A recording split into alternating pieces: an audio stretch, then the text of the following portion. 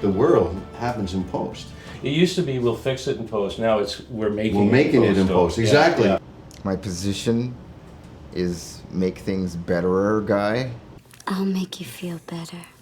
When we first talked about resurrecting the show, it was like getting a phone call from your high school principal saying, please come back to high school, you didn't pass grade 12. No! In my 40 plus years in this business, I've never done anything like this. Nobody has. The pacing is faster. Evasive maneuvers. A lot of tightening up of storylines. You know, it's a combination of old-fashioned editing and the newest in CGI technology. What we're doing with Starhunter is taking a series that was shot back, second season back in 2003, taking effects that are from an era back then and upgrading them to 2017. The shot, see, we're not going to do a thing to this. Right. That's why I can use it.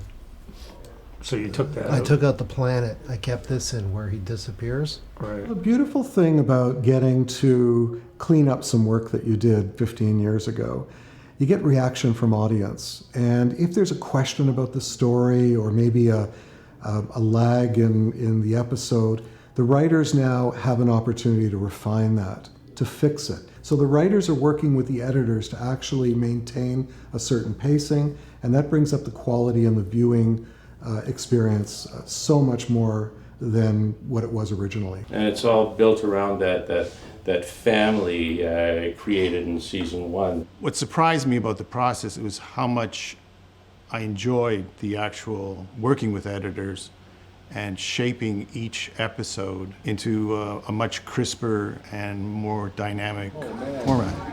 Surprising to me was how the episodes that I remember writing or rewriting in the first season were still strong after 17 years.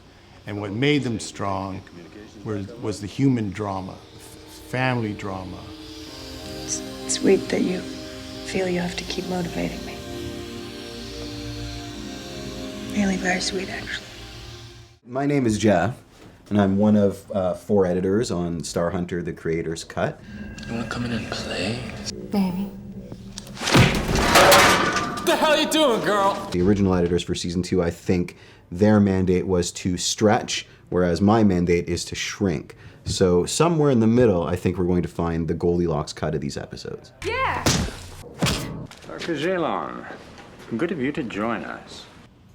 My job around here, other than make these guys laugh, is to write. Although, with an all-hands-on-deck kind of situation, writing is almost a vacation. Oh, come on, give me a break. Mental and navigational damaged, but sustainable. In short, we're a mess. I don't get it. Where? In first season, we had this brilliant actor by the name of Murray Melvin, who played Caravaggio. He wasn't the same actor that played in the second season, and we now have the opportunity to conform the two. So I'm off to London to reshoot Murray Melvin and put him into season 2 as the character. So he'll be there across 44 episodes. Long-range telemetry. I don't know what that word is. There you are, Percy. Answer me. Percy. Oh, crap.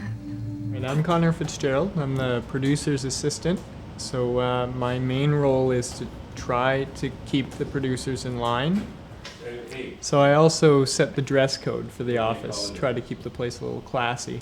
I remember when we were shooting, it was like because every time something was going to be done, the question was asked, can we do that? The screen I'm adding right now is actually one that's flickering on as Luke walks into the bridge to make everything seem a little bit more alive, or making it so that things react to people in certain ways.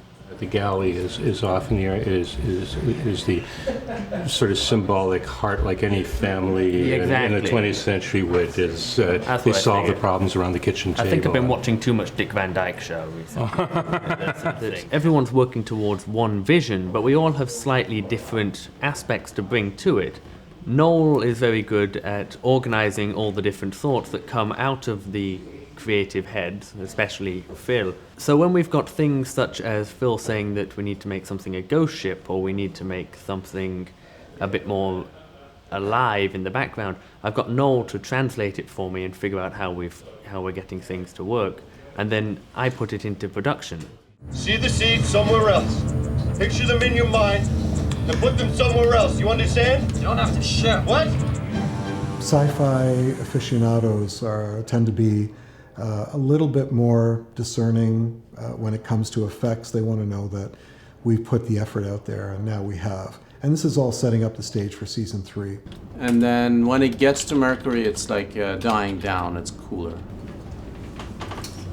Yeah, the sun's not in the shot. The reason being is if you wanted to have this sort of scary orange in frame, then in this shot where the sun isn't there, we still put it as if it's bleeding off of the sun. One problem there is that you have flares from the sun appear to be coming from Mercury here. When we did the effects in season 1 and season 2, we were limited to how much time and money we had. Now we can go back and enhance some of these scenes. So for instance, on the bridge, where there are control panels that are a bit flat, we can now add buttons, flashing lights, bells and whistles, little holograms that are popping up. Hey, I'm Rich. I'm compositing in After Effects, and my job here is to add additional bling. You have no choice. It's not a secret. It was a pretty low budget, and we were aiming pretty high with a very low budget. As a performer, what kind of challenge does shooting in low budget present to you creatively? You know, most of acting, in my opinion, is imagination. So if you're on a set that costs $500, or if you're on a set that costs $500,000, it's still mostly imagination, and it's your ability as an actor to believe where you are. Imagination doesn't come like fall out of the sky like rain. It's based on memory, you know? So it's remembering what the main story is makes imagination much more fertile. Whoa! I figure it's a combination of proximity and checking their eye line. One thing that's great about working here is the fact that we have a lot of freedom to sort of like just experiment and play around with ideas. And something that you just thought was just gonna be like a test, a try that you didn't really think was gonna work out too well, just ends up being something that you just can't live without. And you know, working with a lot of the people here, is like that happens so much. For example, when we're working on these ship screens, it's like he'll give me something like, okay, here you go. Here's a bunch of renderings of the tulip. I'll put that into my bridge screens, and then I'll give those screens back to Steven, and then, you know, like he overlays them into a scene, and all of a sudden, like something that just seems like, you know, like fun and video gamey actually like turns out to be like this crazy sequence that, you know, you're looking at it and you're like, man, like I helped make that. Lucretia, you don't know what you're doing! I know exactly what I'm doing! You had some very strong ideas that showed their way into some of the scripts. The episode where the guy appears in the pyramid spaceship. Oh, yes. And he says, I have the gift of insight. And I said, why not make that one of the benefits of the Divinity Cluster? And suddenly more and more people were showing up on the show who had been activated by the Divinity Cluster. Instead of just wild, crazy people, that the Divinity Cluster was influencing the solar system.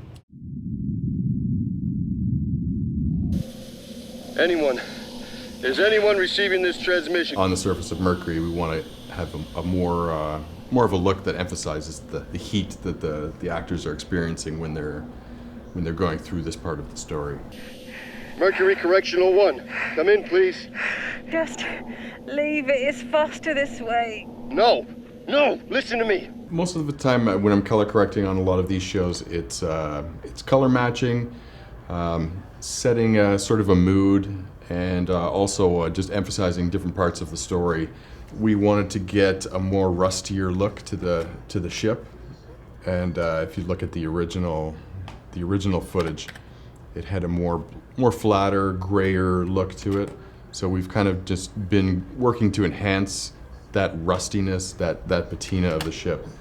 Is there, with the passage of time and looking at the creator's cut in progress, are there insights that are new to you about Dante's character?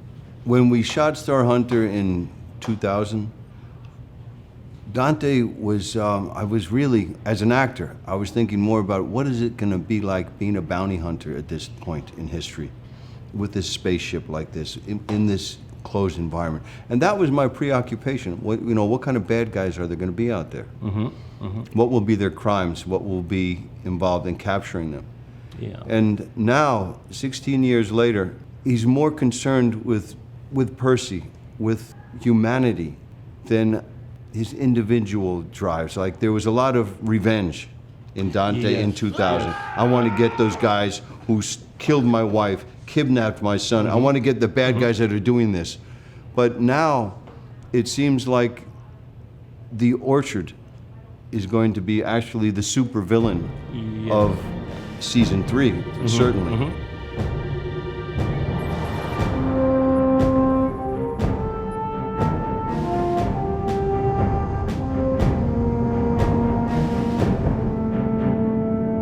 What we are doing is we're taking the stems that were recorded, that are mixed, the dialogue, music, and sound effects from the original mixes, which were done early 2000, and we're brightening them up. We're sweetening them. We are taking them from stereo into 5.1 for delivery, just a little bit more of an immersive sound product. We're bringing up some of the sound effects to maybe a little more today's world than it was early 2000s. And then we are remixing all of these episodes. We've added ambience tracks, which allows us then to actually create more of a 5-1 spread. A number of different sound design elements have been added, a number of different tracks, and these added elements then are mixed in to the original show that we've been supplied with the music. You don't knock? Not when I know the answer's gonna be bug off and die. I'm having the best time ever. Sex, Starhunter, I would say. I have a cunning plan. The things that come out of the collaboration between, so many creative people, it's like, it's mind-blowing on a daily basis. It's the cut that we always wanted, in a format that is much more vibrant and vivid, along with new special effects, and I think it's actually bringing out the performances that might have been lost in the old technology. In fact, I'm seeing it now every day. It's weird how I've seen every one of these episodes, but in their new form, it's like watching a new show altogether. It's a kind of super painkiller. In 2000, if we could do then what we did now, we would have run for 10 years. Yeah, absolutely. Well, we're having another opportunity now. That's why we're here. Yeah. Michael, thank you so much. Philip, great to see you. I mean, we've been waiting for this meeting for a long time, Absolutely. Right? And, absolutely. It's going to be a great year. It will be. It will be. Thank you so much, and thank you guys. Starhunter. Well, like on the forums, all those guys who are like, "Oh my God, that can't happen because this." Thanks. You know how like there's like those guys on forums when they're always like, "Oh man, that can't happen because of this. That can't happen because of this." I'm that guy. My best skill, tummy bongos.